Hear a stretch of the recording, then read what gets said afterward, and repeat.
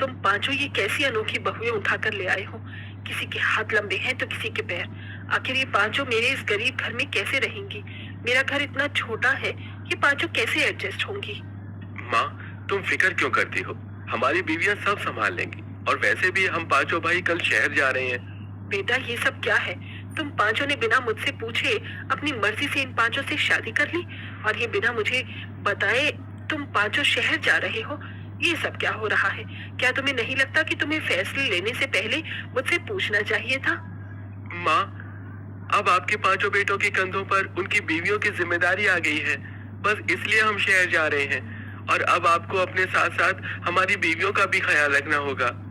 और हमें माफ कर दो माँ, क्योंकि न हमने आपसे कुछ पूछा और ना ही आपको कुछ बताया। माँ जी, क्या आप हमसे इतनी नाराज हैं कि आप हमारा गृह प्रवेश भी नहीं करवाएंगी? बहू, इन तीनों का तो मैं फिर भी गृह प्रवेश करवा दूंगी, पर तुम दोनों का कैसे गृह प्रवेश करवाऊं? एक की टांग लंबी है तो दूसरे की गर्दन।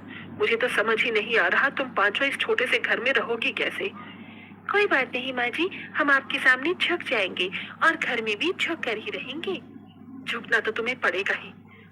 चलो बहू, तुम पांचों यही रुको, मैं अभी पूजा की थाल लेकर आती हूँ। इतना बोलकर आशा घर में जाती है और पूजा की थाल तैयार करके अपनी पांचों बहू की आरती उतारती है और उन्हें घर में आने के लिए कहती है। पर जैसे ही नेहा और आरती घर में आने लगती हैं, वो दोनों दरवाजे की चौखट में अड़ जाती हैं, जिसे देख आशा अपने पांचों बेटों से कहती है, बेटा, ये दोनों तो अंदर ही नहीं आ पा रही। घर में आने के बाद खड़ी कैसे रहेंगी? घर के काम कैसे करेंगी? मेरा तो सब कुछ सोच सोच कर ही सर दर्द हो रहा है। आशा की बात सुनकर नेहा और आरती झुक जाती हैं और घर में आती हैं। घर की छत काफी नीचे थी, जिस वजह से वो दोनों आते ही जमीन पर बैठ जाती हैं। तो वहीं दूसरी ओर शीला को खाने की खुशबू आती है और अंजलि को कुछ सामान बेचने वाले की आवाज आती है। आसपास में कुछ अच्छा बन रहा है, बहुत अच्छी खुशबू आ रही है मुझे। अच्छा माँ जी, आपको दही भल्ले खाने हैं क्या? अगर आपको खाने हैं तो आप मुझे बता दो, मैं आपको दिला दूंगी, क्योंकि अभी 5 मिनट में हमारे घर के बाहर दही भल्ले वाला आ जाएगा। देख ले बेटा, तेरी बीवी खुले आंखों से सपने देख रही है। एक को खाने की खुशबू आ रही है तो एक को चूड़ी वाले की आवाज सुनाई दे रही है। आशा जैसे ये बात बोलती है कि सच में वहां पर दही भल्ले बेचने वाला आ जाता है, जिसे देख आशा अपनी पांचों बहू को बड़ी हैरानी के साथ देखती है। माँ जी, आप हम पांचों को ऐसे क्यों देख रही हैं? हमने कुछ गलती करी है क्या? बहू, मुझे लगा सिर्फ तुम पांचों दिखने में अजीब हो, पर मैं ये नहीं जानती थी कि शीला बहू और अंजलि बहू के नाक कान न सिर्फ लंबे हैं बल्कि बहुत तेज भी है। माँ, अब आपको समझ में आया हमने इन पांचों से क्यों शादी करी। आप इन पांचों की जिस कमियों को देखकर मुंह बना रही थी, हमने उन कमियों में इनका वो टैलेंट देखा है जो शायद किसी ने नहीं देखा। अगर देख लिया होता तो आज ये पांचों हम भाइयों की बीवियां न होती। रवि की बात सुनकर आशा कुछ नहीं बोलती और मुंह बनाकर घर से बाहर चली जाती है और घूमते घूमते आम के बगीचे में चली जाती है। आम के पेड़ से कुछ कच्चे आम तोड़ने लगती है, पर हाइट कम होने की वजह से वो आम तोड़ नहीं पाती। गांव के शैतान बच्चों ने नीचे के सारे कच्चे आम तोड़ लिए। अब इतने ऊपर के आम कैसे तोड़ूं मैं? दीदी, हमें भी आम के बगीचों में जाना चाहिए। माँ जी खेत में है, उन्हें आम तोड़ने में दिक्कत हो रही है। फिर तो माँ जी को मेरी जरूरत है, मुझे जल्दी जाना होगा। हाँ सरोज, जल्दी जाओ। इतना बोलकर सरोज अपनी सास के पास जा पहुंचती है और अपने लंबे हाथों से सारे कच्चे आम तोड़ लेती है। जिसके बाद अंजलि आशा के साथ घर आती है और आम काट कर उसे सूखने के लिए रख देती है। अब इसी तरह से कुछ दिन बीत जाते हैं और एक दिन घर में एक भी खाली डिब्बे नहीं है, मिल ही नहीं रहे। मैंने सारे खराब डिब्बे पता नहीं कहाँ रखे हैं। मेरे पास इतने भी पैसे नहीं है कि मैं दुकान से जाकर डब्बे खरीद के ला सकूं। मेरे अचार कहीं खराब ना हो जाए। इन अचार को बनाकर ही तो मैं मार्केट में बेच पाती हूँ और कुछ पैसे कमा पाती हूँ। माँ जी, आप फिक्र क्यों करती हैं? आपकी 5 बहू है ना, मैं अभी आपका काम आसान कर देती हूँ।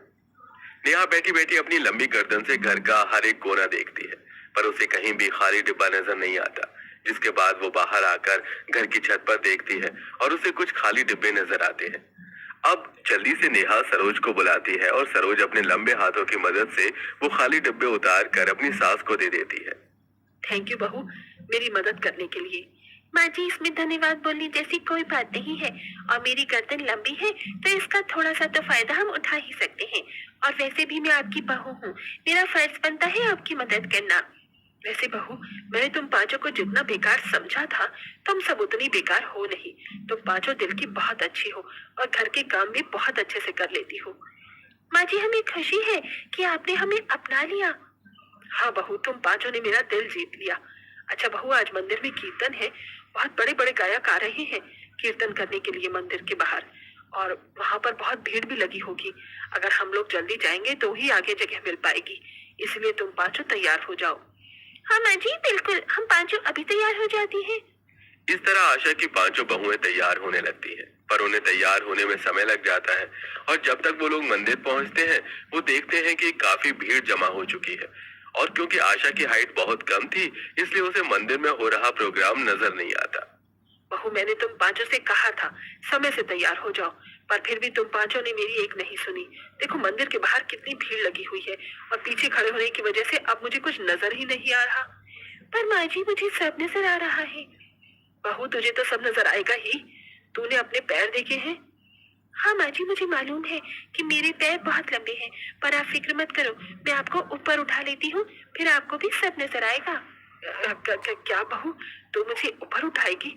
अरे लोगों ने देखा तो क्या सोचेंगे? माँ जी, आप इतनी दूर से आई हैं यहाँ का कीर्तन देखने के लिए, इसलिए ये सब मत सोचो।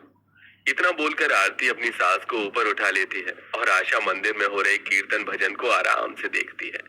अब इसी तरह से कुछ महीने बीत जाते हैं और पांचों बहू इसी तरह से घर के सारे काम करती और आरती की मदद करती। ऐसे ही एक रात आशा के पांचों बेटे गांव वापस आ रहे होते हैं, पर घर से कुछ दूरी पर एक ढाबे के बाहर ही कुछ गुंडे उन पांचों को घेर लेते हैं। अरे देख, तेरे पास जो कुछ है चुपचाप से सब निकाल और हमें दे दे। घेर लेते हैं। अरे देख, तेरे पास जो कुछ है चुपचाप से सब निकाल और हमें दे दे, वरना हम तेरा खेल यही खत्म कर देंगे। माँ जी, हमारे पांचों पति गांव में आ चुके हैं और वो पांचों मुसीबत में हैं। उन्हें कुछ गुंडों ने घेर लिया है और उनके आसपास से बर्तन की आवाज आ रही है, पर मुझे समझ नहीं आ रहा कि वो पांचों कहाँ हैं। हमें जल्दी से जाकर उनकी मदद करनी होगी।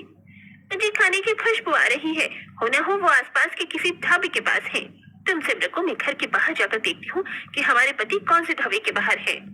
इतना बोलकर नेहा घर के बाहर जाती है और अपनी लंबी गर्दन की मदद से अपनी पांचों पतियों को ढूंढती है।